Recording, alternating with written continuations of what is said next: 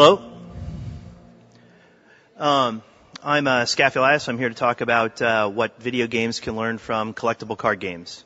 That's what CCG stands for. First, a little bit about who I am. I started working on in game design on Magic the Gathering with Richard Garfield. We were classmates at University of Pennsylvania in grad school there. And eventually, over the years, I became senior vice president at WotC Hasbro. Throughout the years working on game design, but sort of the unique perspective of the talk is how business and design are intermixed for this sort of certain class of games. And first came to that realization in 1994. I actually became the business and brand manager for Magic, and so that was a large portion of my job there. But I continued to work in design. I co-designed or developed almost all of Wizards of the Coast CCGs, not all of them, but the list is very long.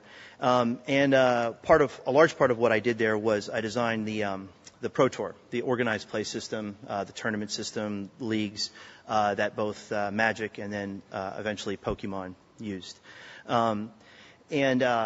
There at Wizards, after a while, because I was going back and forth between design and business, it turned out that really I was, to borrow a phrase, if any of you know who the sports guy is, he's an ESPN columnist, the VP of Common Sense. That's basically what I was doing at Wizards, and I was very overworked.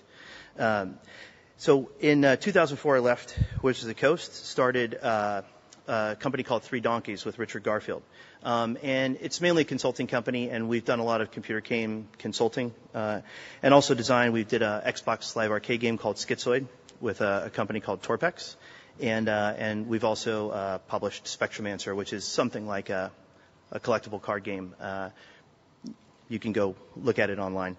And also, we've been teaching courses at University of Washington, and I do a podcast with Richard where a lot of the things I'll talk about here are sort of gone over in more detail. That's at 3donkeys.com. So the interesting thing is, by their nature, distributed object games mix design and business in an inextricable way. A lot of concerns that are sort of traditionally in one field turn out to not be able to stay in that field. But first, a little bit about collectible card games for those of you who don't know. Magic the Gathering was the first collectible card game. And sometimes inside the video game industry, people don't understand how large some of these properties were. Magic was doing, since 1994, so for a very long time, between $100 and $150 million wholesale. And because of the way the distribution margins work there, the wholesale numbers, that's actually translates to $375 million retail. And actually, these numbers are sort of semi-publicly available, and really they're probably about double what I'm printing here. Pokemon, on the other hand, our best year there did about almost $2 billion at retail, and it had several years pretty close to that. And it's interesting; it hasn't quite gotten back to its peak, but more than 10 years later, it's doing more than half that again. And then Yu-Gi-Oh is sort of the top seller all time, and it had several years where it was making at retail over $3 billion a year. Probably about 3 years in a row, it came close to those numbers. So they're actually very large properties, and sort of the attitude that Richard and I take is you should look at all games all the time, constantly, because there's valuable lessons that you can learn from them, especially any game that's as popular as these, or major video games, or even basketball. You really, if that many people like something, there's certainly some valuable lessons there. So before we start, kind of a definition that I want to use for distributed object games, just because mainly the lessons from the collectible card games apply to these sorts of things, one of these games sort of should contain hundreds of semi-individually purchasable objects that together constitute a large portion of the gameplay. And semi-individually purchasable is actually kind of important. It means that I don't just pay one price. I get a game with hundreds of objects, and then I use those throughout the course of the game. That's certainly a multiple object game, but not necessarily distributed, where maybe the players don't own all of the objects and they're purchasing them over time. And these types of games are interesting. They take a basic gameplay interaction, a standard set of rules, and they use these objects to change the gameplay in fundamental ways over time. And that's interesting because they become almost more of a hobby than a game, or traditionally what you would think of as a hobby compared to a game, where they're taking enormous amounts of time. People can be involved in them for a very long period of time, several years, for even an average customer. And actually they spend a lot more money than they might with a standard game because they're putting money into it across a long time. These types of games are very difficult to construct. And enormously difficult to construct. They're also enormously difficult to play. Magic the Gathering is, except for basketball, the best game I've ever played. And if I wanted to teach someone how to play and I knew they could only play it for one day, I wouldn't teach it to them. It wouldn't be worth their time because of the amount of difficulty there is in getting up to speed with these things. However, on the back end, they're extremely rewarding for both the publisher and the player as well. You almost can't have one without the other because you get to really have almost a lifelong involvement with these types of things if they're done right, or at the very least several years. So you get a very big payoff for getting into the game in the first place. First, a few assumptions. One thing is that I'm only going to talk about gameplay concerns, what gameplay lessons can be learned from video games from CCGs.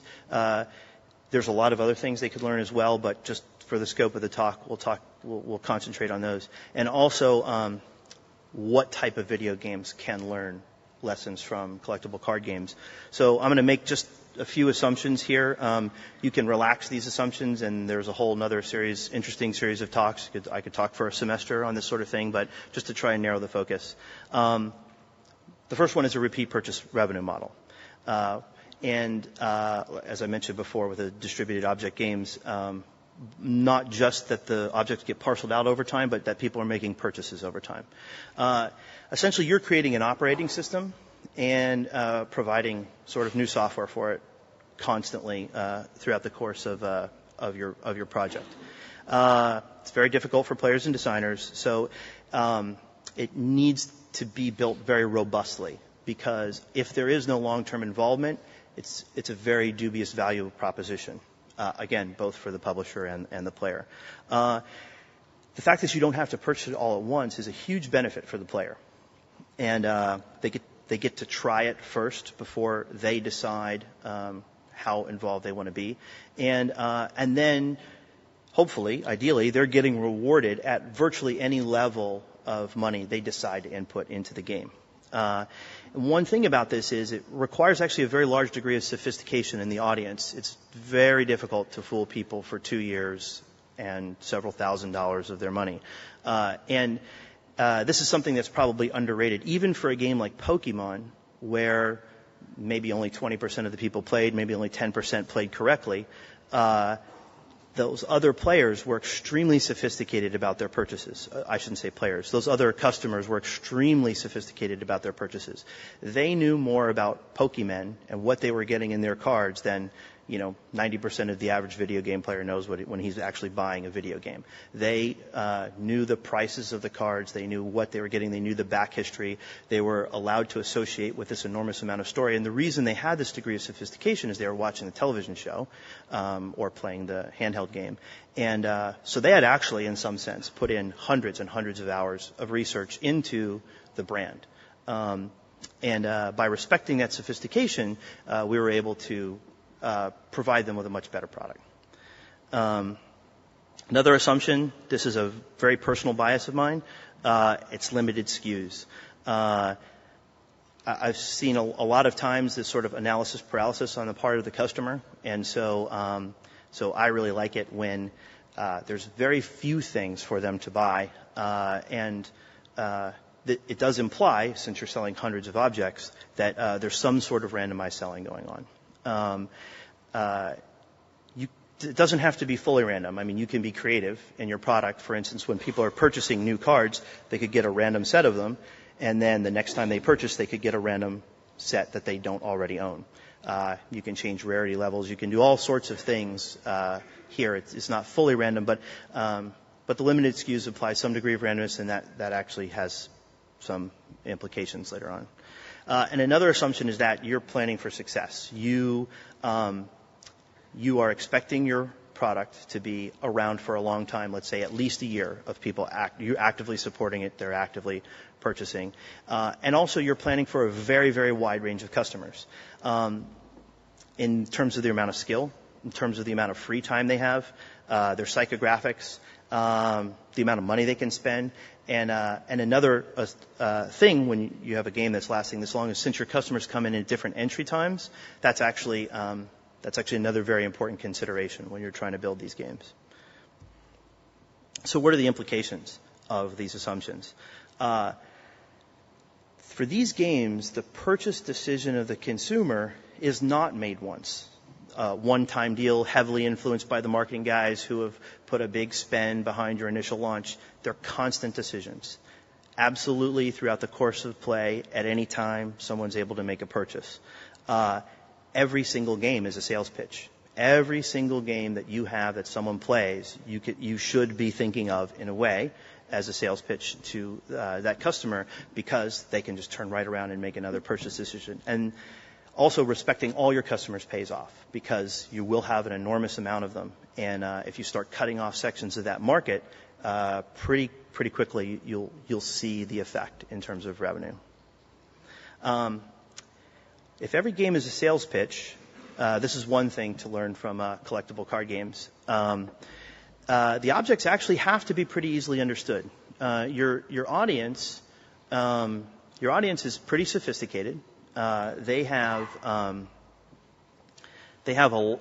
put a lot of thought into the game, and they will tend to, again, over time, put a lot of thought into their purchases. And so clarity is very important. You really need for them to understand exactly the benefit of their purchase. There are other ways you can somehow obfuscate to them what the real value of these objects is, but let me just say the easiest way for you to have them see value in what's going on is actually give them value, and clarity in what they're getting is a very important thing. Which is to say, so for instance, if you had objects in your game that acted like black boxes, and you were selling them Tamagotchi-like things, maybe with some hidden characteristics, the value of those purchases as it goes over time in your involvement is it's very hard to make a case for people over time that they're actually getting something of value.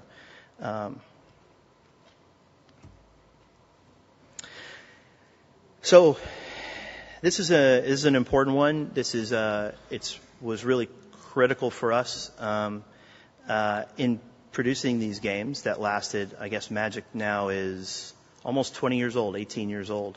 For objects to have a clear benefit across the different entry times and the different purchase levels, as we sort of were talking about before, the value of every purchase in terms of winning percentage ideally should only have logarithmically increasing value.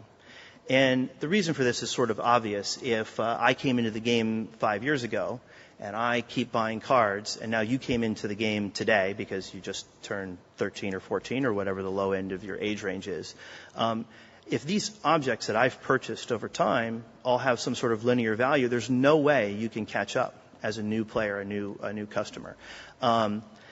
That's sort of the most critical case. And then, because you don't want to cut off your new customers coming in. And then additionally, even two people that have entered the game at the exact same time, just naturally, one of them probably will spend more than the other.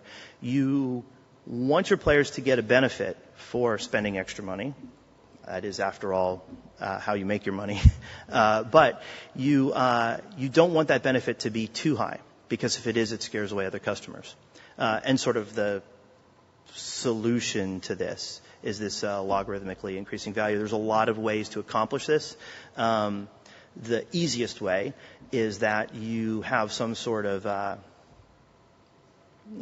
slight extra benefit for the combinatorial variety that you're able to get by purchasing a lot of objects. Each object isn't necessarily that you purchase more powerful than the next one. Maybe they're all of equal power, but by owning certain subsets and increasing subsets, you sort of, the natural tendency will be to have a curve like that.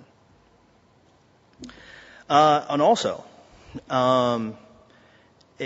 it may be useful to reduce the amount of physical skill involved in your game. When games have a lot of hand-eye coordination, then you are much less in control. It's just this extra variable in terms of the difference at your audience skill level that you're not in control of.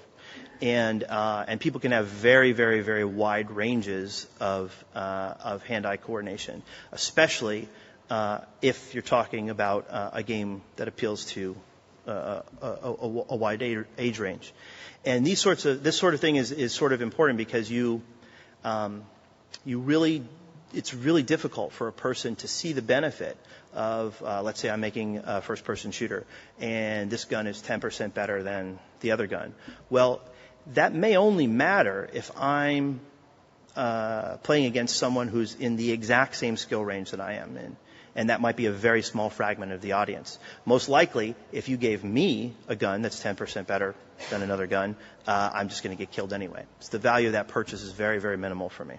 And similarly, if you're at the top of your game, those sorts of purchases may not matter in 99% of the contests that you're in. This isn't a hard and fast rule, but it's sort of critical to realize that you definitely reduce the value of incremental purchases for your customers in terms of their win percentage, the wider apart they are in skill. Another really important lesson that we learned, and we actually, at one point when we were doing Magic, we were concerned about reducing randomness in the system. And the more we tended to do that, we did actually notice effects of sales essentially going down. For small audiences, a high degree of randomness in your game is critical. Now, what's high? I mean, I'm not saying that you should be flipping coins. There needs to be skill there for one object to make a difference over another one, but higher than you would sort of normally think, because for a very small audience, it is you want people to be able to play against each other. You want your bottom 10 percentile to be able to play against your 80th percentile guy. And without randomness, that's hard to do. Some people think of randomness as the opposite of skill, and that's not true. You can perform a slight thought experiment by considering, say, the game of chess. We could take a game, let's call it rando chess, where you play your game of chess, and then at the end of it, you roll a six-sided die, and if it's a 6, the loser wins. May not be the greatest game in the world, but then you sort of think about it and you say, well, is there less skill in that game than there is in chess? Well, no, not really. Every little bit of skill that you had in chess, you still have in that game. Every opening you need to memorize, all the games you need to study, they all still apply. And even more to the point, the exact ranking of chess players in terms of their skill in the world would be the same if that were the game of chess. What are you losing? You're losing accuracy in skill testing. That's the only thing you're losing. It might take more games of playing that for you to determine what the proper rank order is, but it's still the same rank order, and still every single skill applies. You still want to win. So that's sort of instructive. Obviously, that's a terrible game because the randomness that's been added to that game is very overt and very unsatisfying when the loser wins for the loser. Although I'd still be plenty happy if I beat Kasparov anyway, because he might be pretty mad. So that's the sort of thing. You shouldn't think of randomness as the enemy of skill. It's just another completely separate characteristic of the game. And if that's blended into the game along the way, even in a game of high skill, you get the effect that you have in poker. So, you have a very wide set of people that are able to play with each other and get positive feedback along the way of determining who the better person is. If I play 10 games of chess against a better person and I'm winning 0 of them, and maybe once I came a little bit close, that's a very unsatisfying experience. I play those 10 games of poker against someone who's better than me and I win 3 or 4 of them, whatever, figure games is some set of hands, or 1 hour blocks in a 10-hour session. That's actually pretty interesting for me. That keeps me involved. If you ask a tournament level poker player if they would want to remove that randomness from poker and have it be more skill testing, they would have a heart attack, right? The whole reason they're able to make money long term is because the game is fun for people who get feedback of exactly how close they are to that better person. Of course, they have to pay for that privilege of finding that out. The other value of randomness in your game is that if you have an astute audience, it's very helpful in maintaining the discussion about the exact value, strategic value of the cards. When you don't have anything muddying the feedback for many, many games, people can coalesce fairly rapidly on what the exact best cards are, what the exact best strategy is, before you have a chance to update and change that and keep the game fresh for people. And that's a disaster. You don't want that to happen because, again, that's a disincentive to purchase for people that have already bought, the elements of that strategy. Another thing is if every game's a sales pitch, how can you go about adding real value to the objects for your players? And this is an interesting one. You're not trying to, through the course of this, is sort of going to sound like, oh yeah, you're just trying to get as much money out of them as possible. And that's true, but the best way to do that is to actually give them value for the money that they're giving you. So it's not some sort of evil plot. It's I want to give them something that they want to buy. So adding real value to the objects is an interesting question. One thing you can do is you can cash out the objects. When we first started with these collectible card games, as many of you know, there was a sort of a thriving secondary market in the cards.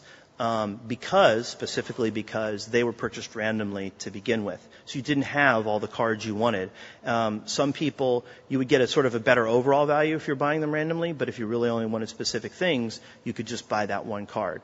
The people at the company hated that for a long time because we felt that we should be capturing that money. We felt that, somehow this was, we were losing out. But the nice part about it is it gave players the feeling that they could cash out if they wanted to of the purchases that they've made.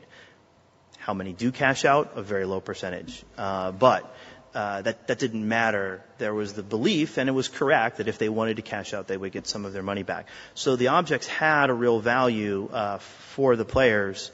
It wasn't a completely entirely sunk cost. The other way is, and so when we did Magic Online, with what we did there, and this, I guess, it launched almost 10 years ago, pretty close. So for a product like that, when people were purchasing the digital objects, we were very worried that they wouldn't find value in them.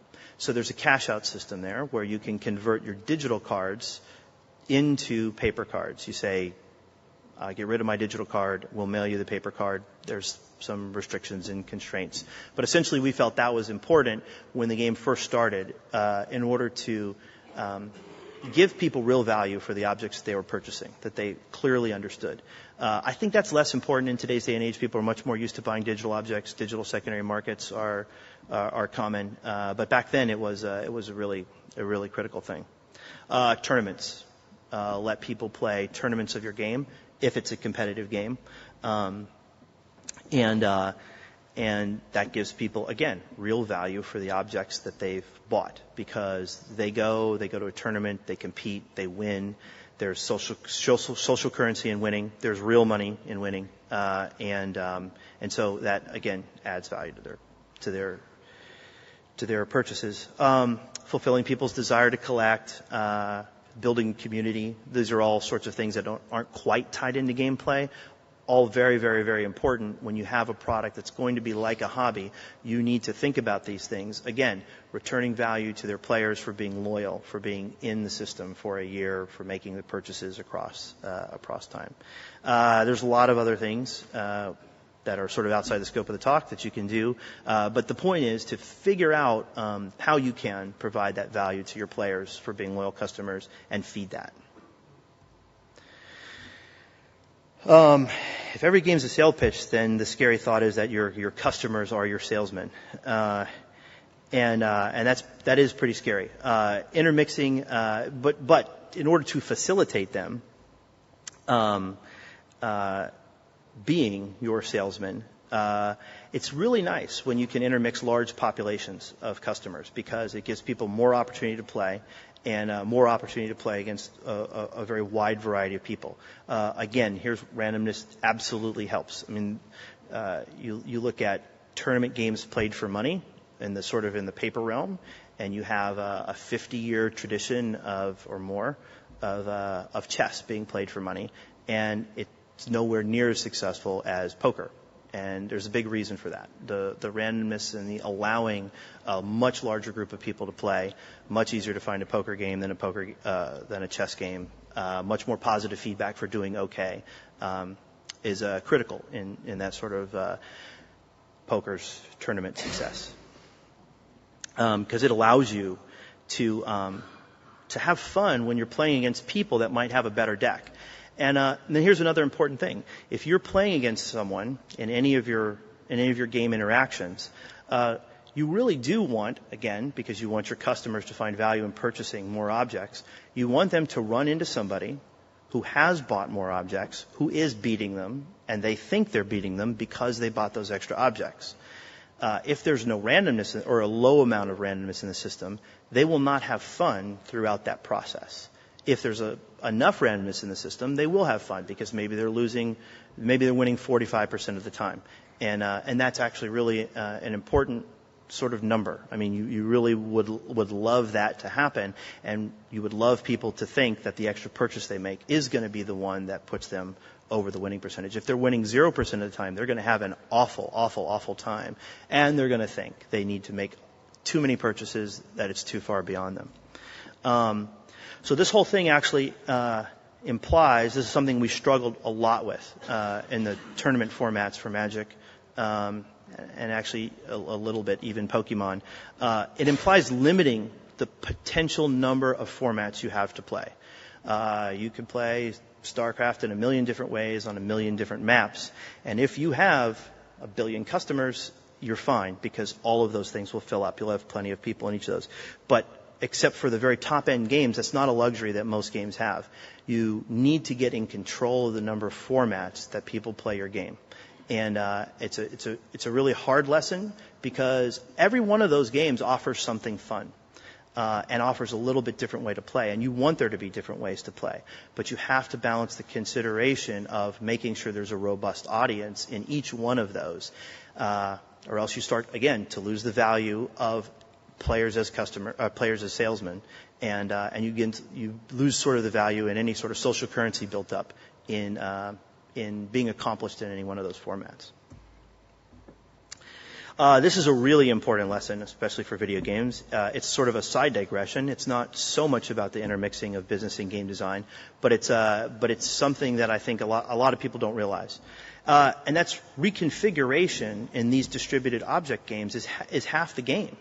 Well, that means that losses are critical for two reasons. One, to drive sales, because if I win every game I play, I'm not incentivized to buy anything extra. But even worse, from the customer's point of view, they've put in all this effort into learning this very, very complex system where a large portion of the fun is the reconfiguration of their set of objects. So if they're not losing, they really actually don't get to access half of the game that you've designed for them. In a strictly multiplayer game, losses are easy to come by. You look at your average population, everyone's playing, half of them are losing, half of the games are losses for people. So you might think it's trivial there in that case, but it's actually a little bit trickier than that. You want it to not just be, for instance, you could achieve that if your bottom half of the players lost every game and your top half of the players won every game. Again, as you can tell, a disaster situation, very few people are actually accessing that reconfiguration part of gameplay. So what you want is you want the right amount of win-loss ratio for people spread across your whole population. It's something that you can, there's a lot of statistical ways that you can measure this. For instance, like in Magic, we used a variant of the ELO system that chess uses. It essentially tells you what your win % chance is against someone else, like true skill ratings, that sort of thing. You really want to look at it across your population and figure out if you're getting anything too aberrant in that. Once again, skill can be high. It can be extremely high as it is in chess. But that doesn't mean that accuracy in skill testing does not have to follow from that. You can have enough noise in the system through the randomness that you have as much skill as you want in the game, and then you dial up that noise so that people can have fun playing people of higher skill. And you're getting a much smoother feedback on your actual true skill position than you would if you were simply taking a measurement. Let's play the fun game of who's the tallest. And we line up and, okay, you win and you lose. I think perhaps the more important implication for most computer games is that the single player version of your games actually has to entail a lot of losses. And this is hard. I mean, we submitted games over the years to major publishers and would get consistent feedback that the single-player game was too hard. The campaign was too hard. You were losing too much.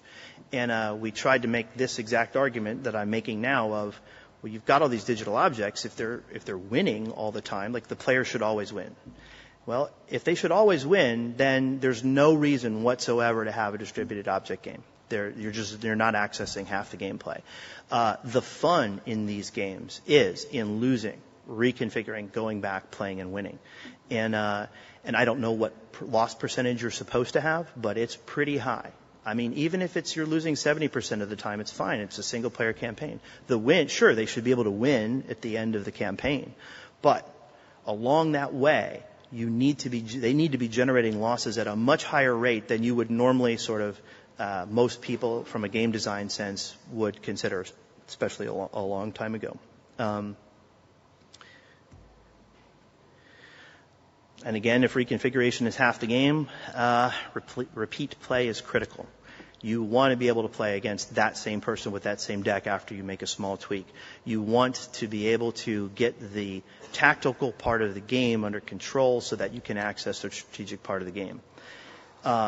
Keeping playtimes low is, I cannot stress how important, for each individual interaction, I can't stress how important that is for these games to achieve their full value. If you're playing a 2-hour game and then you go back and you reconfigure, I mean, to play another 2-hour game, there's a certain audience out there, I'm sure, for games like that, but in general, for most people, most players, that's just too much. That's just not a high enough percentage of the time where the thing that makes your distributed object game unique, where it sets it apart, they're just not accessing that part of the game. And repeat play is one of the biggest drivers for players getting positive feedback, because there's somebody that's really annoying that's beating them.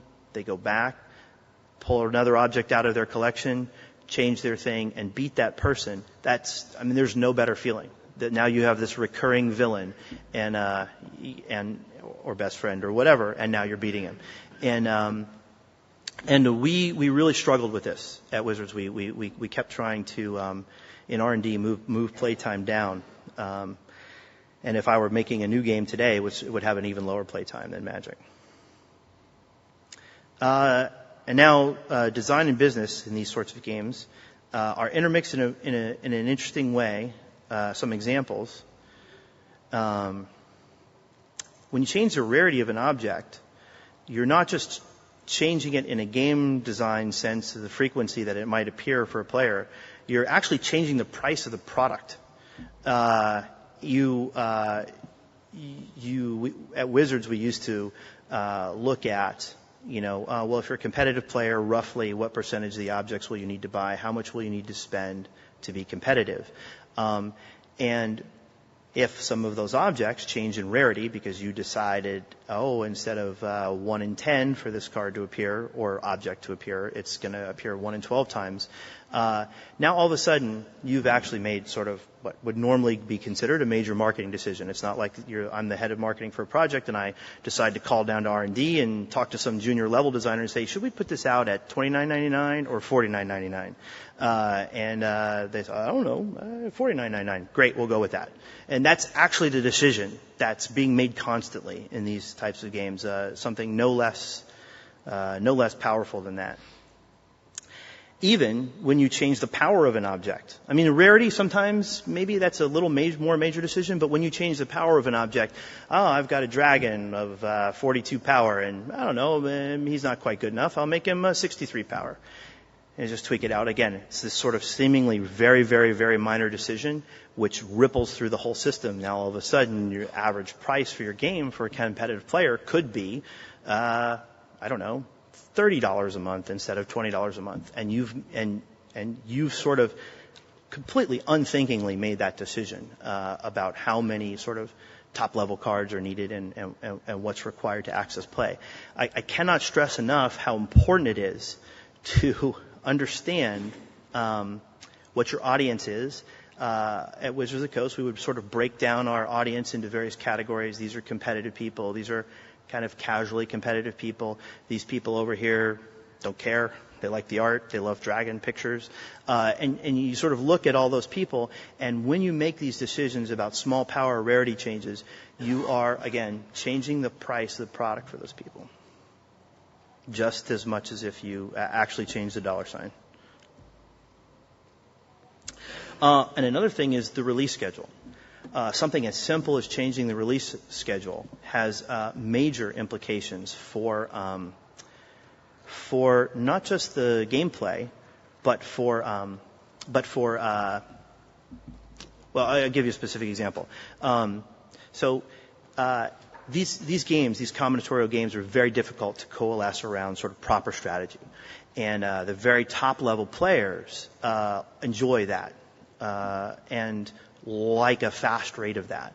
But just one step below them, if the rate's too high, if it's too fast, they can never feel like they're anything solid in their sort of efforts in the game. So in 95 or so, this card came out called Necropotence. Some of you might be players. Necropotence is like the most hated card in the history of Magic among sort of top players. We had so many complaints because, as it turned out, Necropotence was a really freaking good card. And a whole set of decks, all Necropotence decks, a little bit different in interesting ways, but still the professionals kept bitching about it. That card dominated play for a whole summer. And it's going to ruin the game. You've got to ban the card. You've got to get rid of it. It's terrible. And an interesting thing happened, which was sales shot up, even though there weren't any new releases during that time period. And it's largely anecdotal, but at the retail level feedback, it was like, oh yeah, it's great. People know what deck to play finally. The low-level customer, he knows what he's doing now, because he knows that if he builds a Necropotence deck, he may not win, but he's not coming with the worst deck. He's halfway there. And this was enormous. And the message boards took off. Strategy articles took off. And it was all because sort of the strategy had slowed down enough that a large enough percentage of the population was able to catch up, access this, know what they were supposed to buy. I know, I go make these cards, I make this deck, I know I'm no longer an idiot. I may not win, but I'm not a fool anymore. And I'm not saying you want everything to stagnate. Of course, you don't want to lose the top end of players, but you have to respect everybody, and changing a release schedule as far as how rapidly you're changing the strategy has very strong implications on, again, the value of the incremental purchases for players at different levels of skill. And don't cut your best salesmen, which are these sort of rabid top-level players, don't cut your best salesmen off at the knees by limiting their time. they should be bitching about not having enough new things to think about. At the same time, they're posting articles saying this is clearly the best strategy in the game. That's right about the point where it's perfect, and then move on.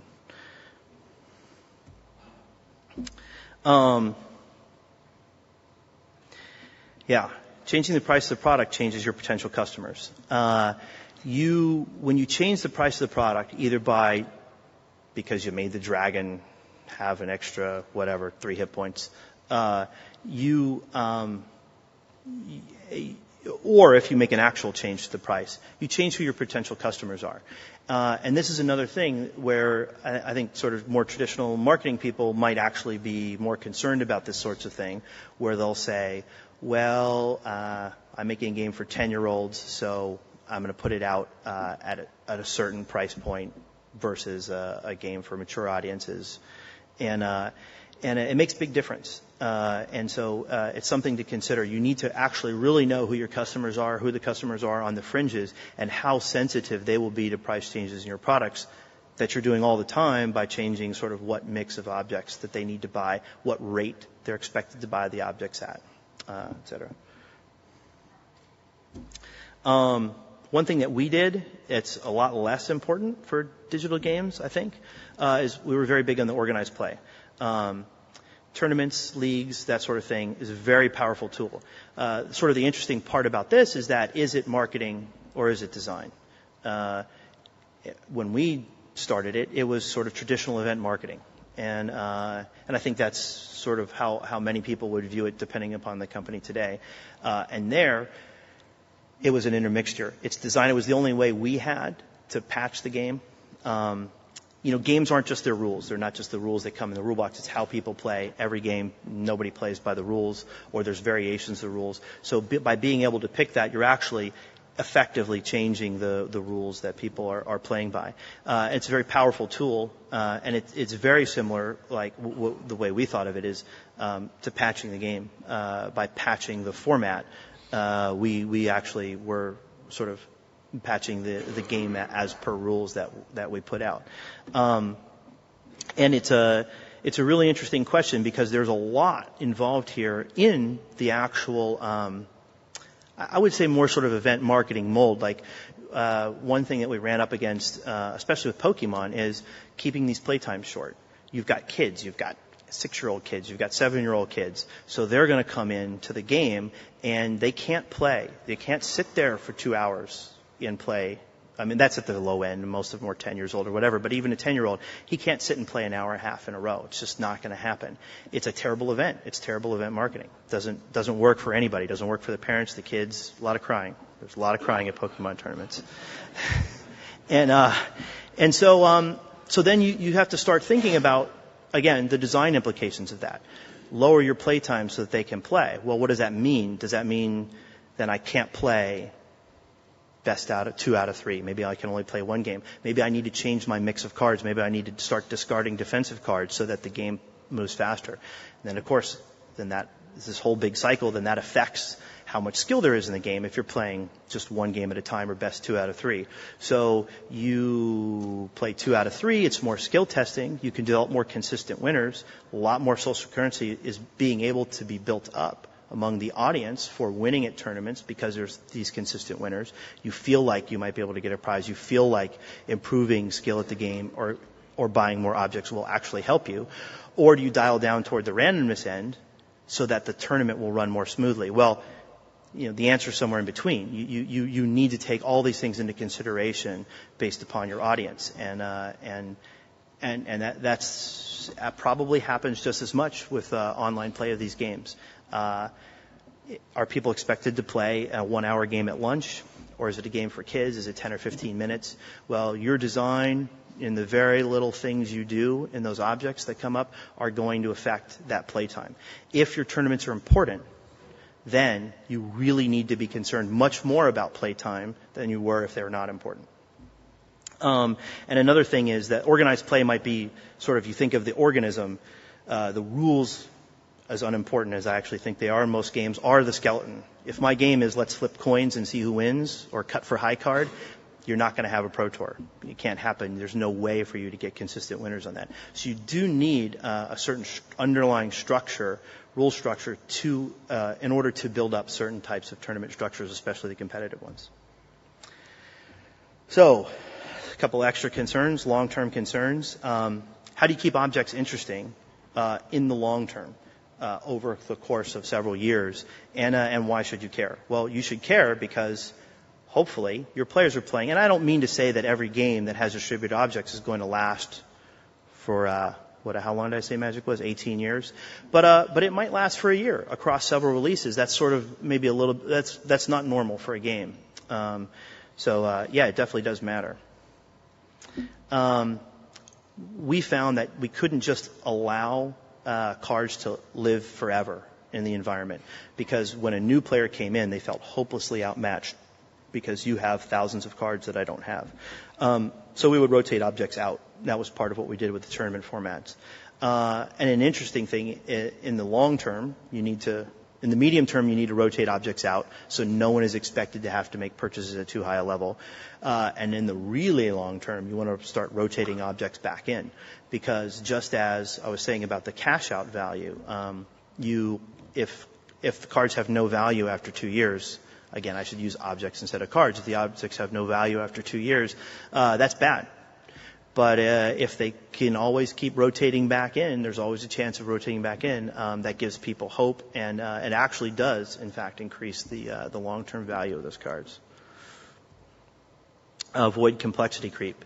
This is yeah. This is possibly the worst Magic card ever made. The text you see here, I hope you can't read it, because you'd be some sort of mutant if you could read all those words, is about half the text of the card, because there was another set of rulings that was about this long of the actual text of the card. I created this card, by the way.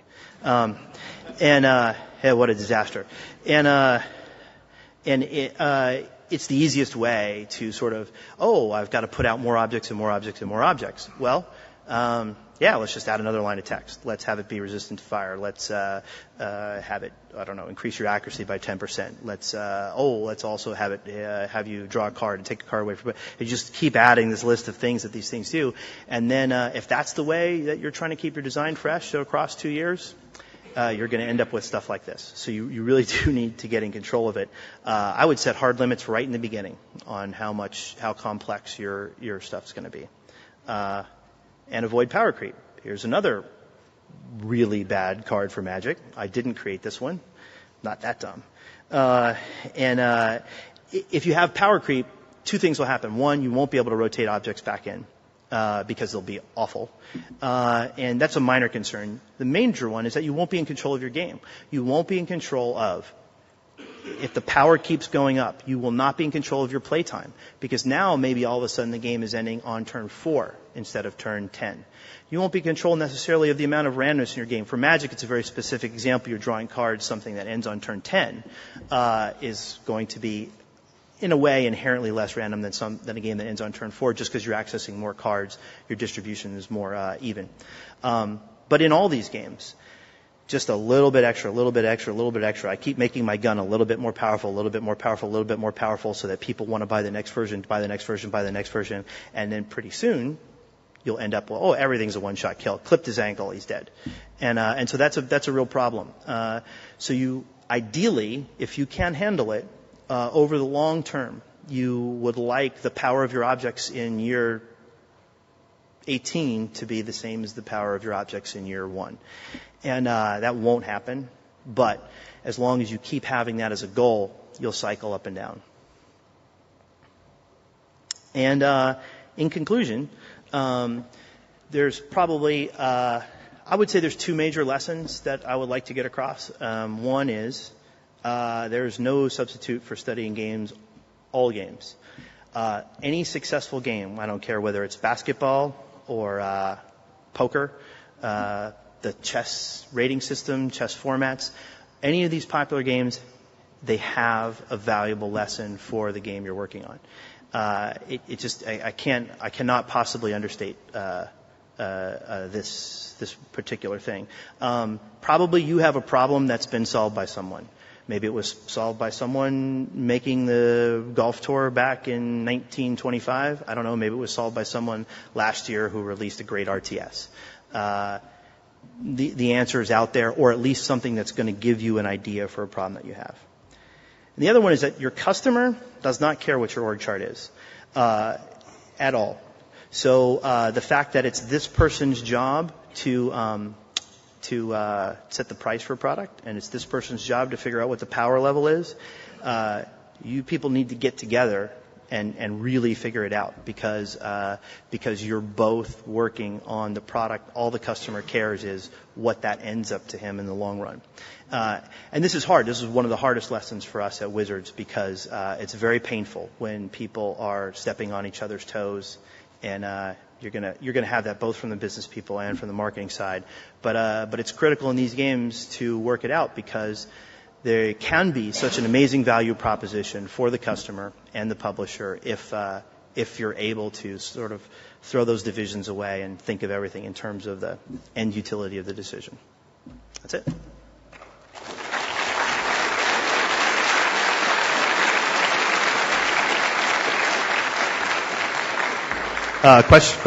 Questions?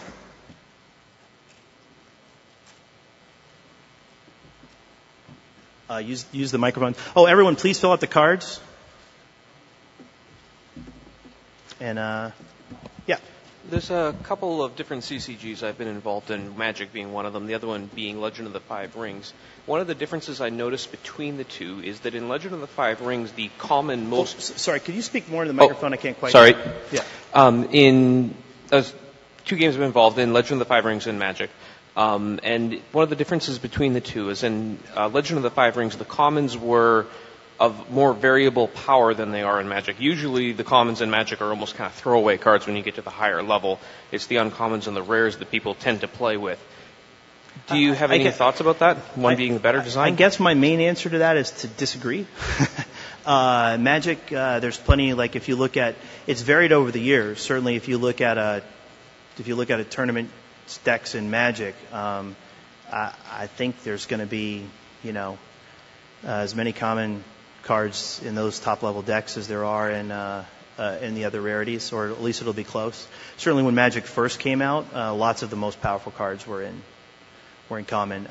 So the intention, at least for Magic, was, and I'm not saying that they did this, and I know at certain times people have had different viewpoints, but the intention was to push more complicated cards to rare, and to push cards that had more specialized effects that may not occur as often to rare. Now, certainly a lot of the powerful ones in the very beginning did end up there. But I would say if you've noticed a consistent trend, it's unintentional. Thank you. Magic has different formats for the tournaments, and then Yu-Gi-Oh! Has the banned and restricted list. And could you comment a little on the differences there that you see and the pluses and minuses? Sorry, the question is, Yu-Gi-Oh! Has a banned and restricted list? Correct, yeah. But only one format? Well, it has banned and restricted and then just limited and restricted. But the cards from the very first set can still be used, whereas Magic has the formats that rotate them out. Yeah. We made a conscious effort. I didn't work on Yu-Gi-Oh! We made a conscious effort to keep the expenditure for the player down. And so what happened with Magic in the beginning is you could use all the cards with a banned and restricted list. Okay. And it became really, really hard because our print runs were so limited in the beginning to get those older cards. They're much more expensive than, say, first run Yu-Gi-Oh! Cards. So I don't know how much it costs to put together a Yu-Gi-Oh! Deck. But we looked at the price was just becoming more and more prohibitive. That's when we decided to start rotating out those older cards. And we had to do it wholesale because Yu-Gi-Oh! Had a television show. They print 100 billion cards literally to start. So their prices never got to the level that they were of the original Magic cards. We had to cut those off. Now, maybe they're making a mistake because it's still too expensive to collect. I don't know. I haven't really looked at the chart, but that's the first thing I would do, would be sit down and look, at that. It'd be great if the older cards were free enough that everyone could just use all their cards all time. Thank you. Over here. Sometimes when you made newer iterations of, like, say, Pokemon or Magic, like there were some times when you made a new card that was better than a previous card. Yeah. How do you counter that later on? Like if you did it, if you don't know if you did it intentionally, if it was accident, but later on, sometimes like people will have cards that are just not really worth anything because they have the better version. So how do you counter that later on? Well, that's gone back and forth over the years. Like we had a rule at one time that no card was supposed to be strictly better than any other card in the whole set, and it was a good sort of rule of thumb, but it didn't really work out. So eventually we just started making cards better or worse because of where we wanted the sort of the end goal to be. You will be forced into sort of obsoleting certain cards. When you make, there's tens of thousands of Magic cards, different Magic cards. So you'll be forced to do that. And the same thing if you're designing a computer game, same exact sort of thing. If you have enough objects, some are just going to be strictly better than others, and you can't help it. Would it be better to try to plan ahead of time to make sure that it doesn't happen, or does it really matter? Is it better to just to make sure, try to put a lot of effort into trying to not do that, or just let it happen? I think you should plan for it to not happen, but then when it does, don't be too afraid and too resistant if you're actually going to end up in a better space. Yes, certainly the ideal is that doesn't happen. I don't think that's realistic. So I do think sometimes you'll have to just say, lightning bolt should cost whatever, R for 2 damage instead of R for 3 damage, that kind of thing. You'll be forced into that. Yes. Over here? Yes. If someone has an idea for a trading card game, what advice would you give them to help flush it out? I wouldn't launch a new trading card game unless it had a major license attached to it today. Okay. At least I wouldn't put money into it. If you want to launch it sort of on your own, and 10 years ago I would have had different advice. Now the way the market is, it's sort of difficult if you aren't able to bring a lot of initial customers in. But if you want it, let's ask it a question a slightly different way. If you want to make a really good trading card game, I would sit down, I would play test it. I would play test it with people that are not your friends. I would play test it with strangers, and I would do that for at least a year. And I would make changes on that with the thing we really sort of as nice as you can get the cards to look. I mean, that's what we did back in grad school. We had art, we photocopied it, cut it out, and these games are really, really, really hard to get right. And there's a lot of groupthink that goes on in your in any group of friends. And so, put it out in front of people that aren't your friends for about a year and keep making changes. And you'll end up with a much better product at the end than you would. Great. Thank you. Sure. Yep. You mentioned that in single-player campaigns, you needed to introduce very frequent failures in order to motivate reconfiguration of the deck. Yep. I'm wondering if you might think it would be possible to do something to motivate players to reconfigure their decks proactively so that they still get that rich reconfiguring experience without the feeling of failing all the time. Yeah, you can do a little bit of that because you can say, now you're going to fight the fire guy, so they sort of go ahead and think they should put all the anti-fire things in. And that's okay. It's just really difficult to there's two things about that. Most of these systems, if they're going to have hundreds of objects, are sort of too complex for people to be able to successfully do that if it's a hard job. And I'm not saying that there aren't people that could do it, but if you really want to provide a lot of value from the complexity of the system, that's almost impossible. And then secondarily, when you get to the end of that campaign, I would question how smart I was if I didn't lose any of the things. If I didn't lose any battles, it's very difficult for me to get feedback on how well or poorly I did. Mm-hmm.